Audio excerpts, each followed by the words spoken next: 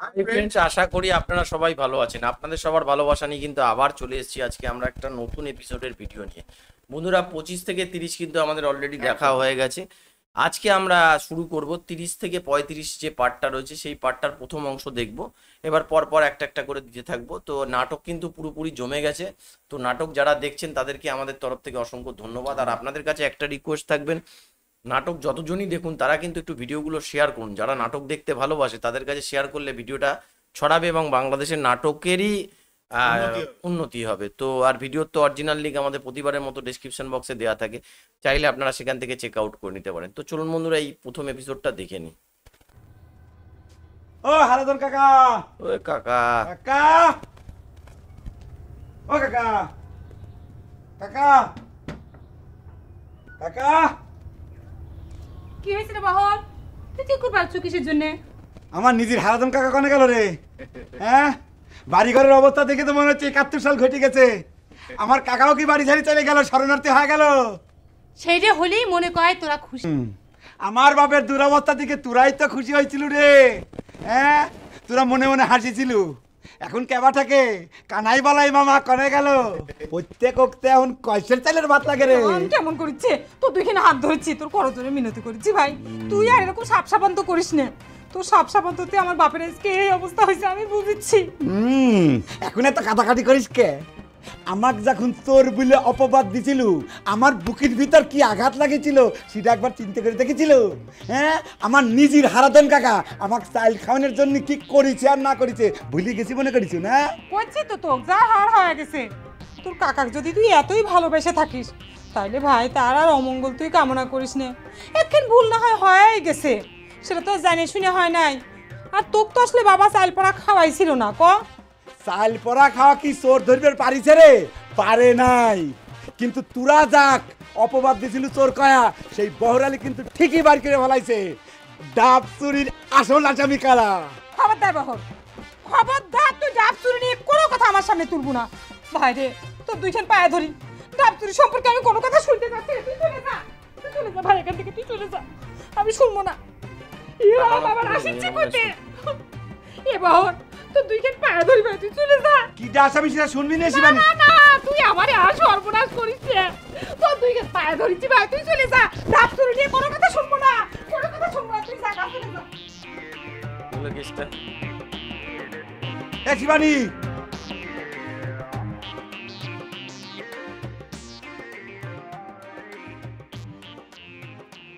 কি বলছিস?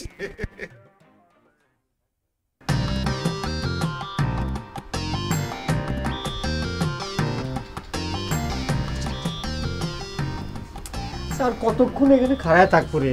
বললাম যে বাড়ির ভিতরে যাই না। তোর অবস্থা থেকে মনে হচ্ছে আমরা এখানে চুরি করবার জন্য আইছি। তুই একটু বেশি বুঝছিস? এরকম একটা কথা কর দিলে বাড়ির ভিতরে ঢোয়া লাগে, আর কথা নাই ভাত রান্না ফট করে একটা বাড়ির ভিতরে ঢোয়া যায়। জব্বর চাষা নাই আসে, তাহলে এখানে খাড়ায় থাকে কোনো লাভ আছে? চলে। কি ব্যাপার, তোমরা দুই ভাই এখানে কি চাও? তোমার ঘরে এক ভাই তো নানান রকম বায়না নিয়ে হাজির হয়, সেদিনই একখানি বেশ ফেরাইছিল। আপনার সাথে আমার বড় ভাই একটি বিষয়ে দুটি কথা কওয়ার জন্য আইছি। বড় ভাই চাচার সাথে বিস্তারিত কয়ে ফেলা রে ভাই। এই নিজে কইস না, নিজে কর না, বড় ভাই উপস্থিত থাকতে তো ছোট ভাই কিছু করতে পারে না, তাই না চাচা? আচ্ছা ফজর, তুমি কও আমার সাথে কি এত জরুরি কথা? এক কাজ করি, শোনো, জাতি জাতি শুনি, আমার আটের উপরে আবার একটু জরুরি কাম আছে। হ্যাঁ, আসো।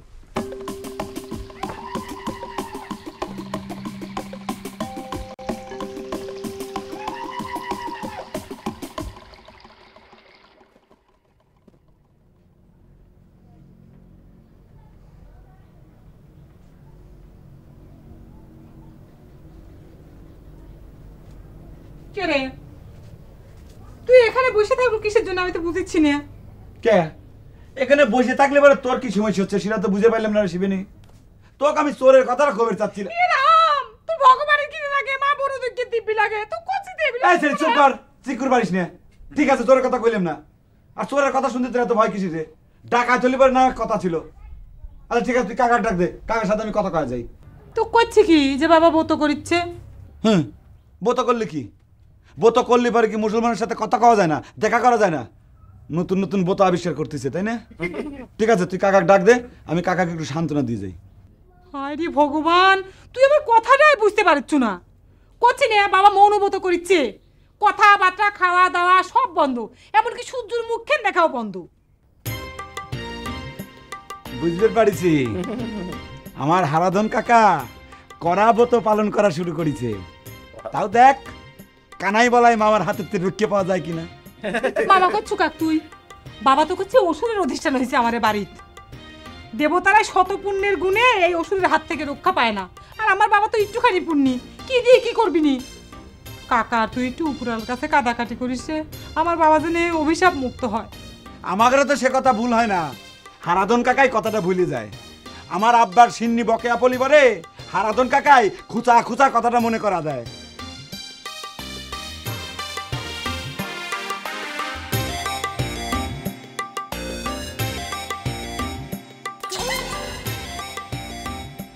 আসিবানি ভূপেন কনে রে, কানেরতে হাত নামা, চোরের কথা করছি না। ভূপেন কনে? ভূপেনের সাথে আমার জরুরি কথা আছে, কোষ।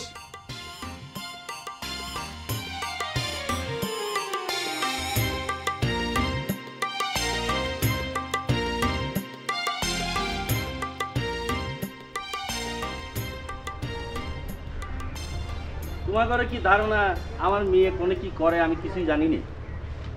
এই বিষয়গুলো নিয়ে তোমার বাপের সাথে কথা বলে তো লাভ নেই।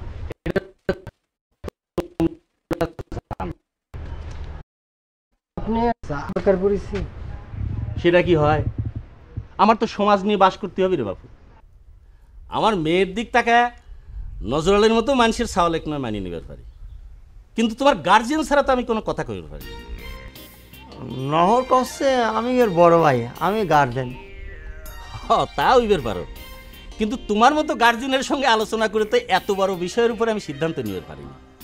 তাছাড়া তোমার বাপ তো লোকটা ভালো না, ওই শেষে কবি যে আমি তার সম্পত্তির লোভে আমার মেয়ে তোমার পিছনে লাই দিছি। আমার আব্বার কথাটাই বড় হয়ে গেল চাচা। আমার আর রেশমির জীবনের কোনো মূল্য নাই। তাহলে পরে কি চাচা আপনি আমার আত্মহত্যার পথে বেছে নিতে করছেন?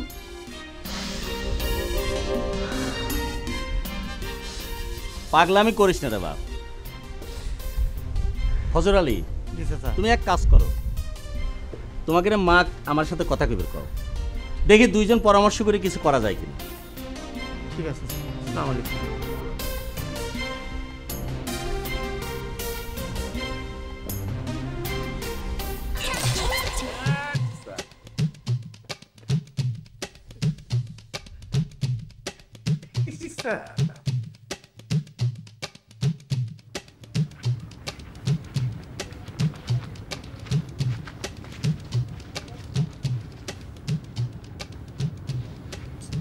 না মামা, জায়গাটা আমারও খুব প্রিয়, সেই জন্য আপনারও প্রিয়। আপনি আর হারাধন মামা মাঝে মাঝে যেখানে বসে গল্প করেন না, আমার কাছে এত ভালো লাগে।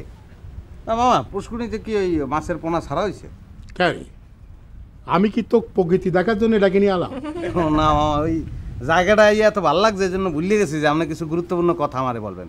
গুরুত্বপূর্ণ কথা আমি আপনারা বলবো। তা মামা, পুষ্কুনিতে যদি আফ্রিকান মাগুরের পোনা লাগে। আরে চুপ করে তো করলা, কথা কি আমি তো কব না তুই?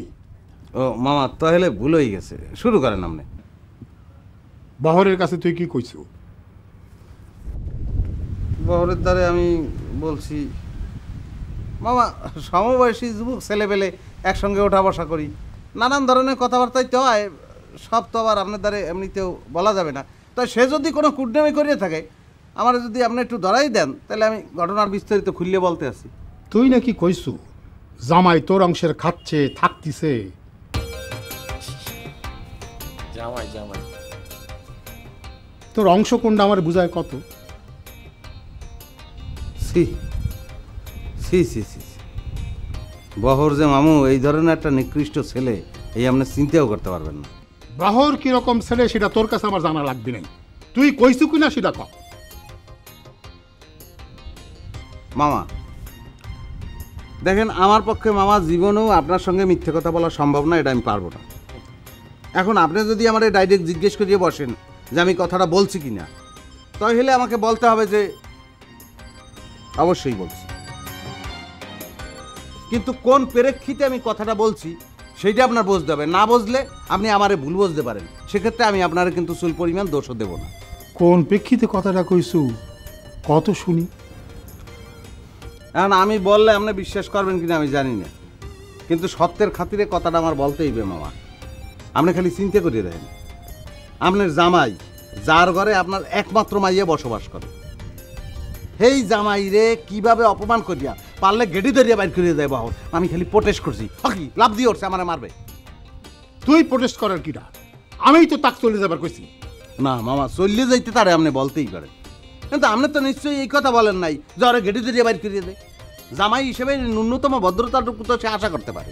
কথা ঘোলা না বানায় কি হয়েছে সেটা আমাকে কম। কথা পুরোপুরি বলতে না বললে আপনি তো ভুল বুঝবেন। এই মামা যে কালে দেখি যে আর পারতে আসি না, বহর গেড়ি ধরিয়ে দুলাভাইরে বাইর করে দেবে, তার কি করবো? হয় বলছি, আমি এই সময় বলছি যে দুলাভাই আমার অংশটা খায়, কিন্তু এটা কিন্তু মামা আমি কিন্তু আপনার ইজ্জত বাঁচানোর লেগেই কইছি। আর এটা যদি আমার ভুল হয়ে থাকে তাহলে আপনি পিটান, জোতার দিয়েই পিটান আমারে। বহর যে আমার নামে কুটনামি করলো, তো বহরের কোনো গোপন কথা কি আমার দ্বারা নাই? আপনি জানেন মামা, ওর একটা তবিল আছে, গোপন তবিল অনেক বড়। কোন থেকে এসব আজারের কথা পাইস? আজারের কথা না, এই গোল্লা চাক্ষুর সাক্ষী। ওর যে তবিল আছে এই তবিলে কম করে হইলে 1 লক্ষ টাকা আছে। না এটা তো মামা আমি আন্তাজে বলছি, তাই যদি কম করিও ধরি 1000 তো হইবেই। এখন এই 1000 টাকা সে কোথায় পাইল? এ কি কামাই করে? নিশ্চয়ই আপনি তবিলতে চুরি করে করে জমাইছে।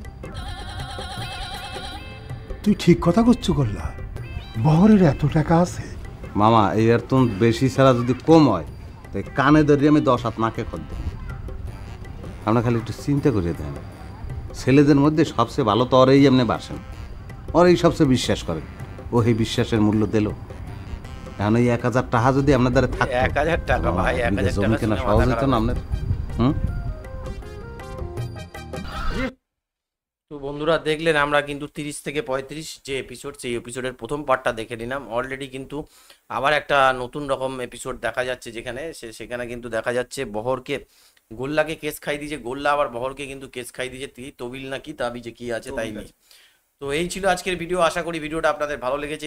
এখন কিন্তু আমরা এই এপিসোডটা পুরো দেখব, যত এপিসোড বাড়বে তত কিন্তু হাসি কিন্তু বাড়বে। মানে হাসি বাড়বে আর মজার নাটক হবে। তো দেখুন ভিডিওটা আমাদের সাথে, আশা করি আপনারা শেষ পর্যন্ত দেখবেন আমাদের সাথে, আমরা কিন্তু দিতে থাকবো। তো আজকের মতো ভিডিওটা এখানেই শেষ করছি, আবার কালকে আপনাদের সাথে দেখা হবে এই নাটকেরই আর একটা অন্য এপিসোড নিয়ে। ততক্ষণে সবাই ভালো থাকবেন, সুস্থ থাকবেন।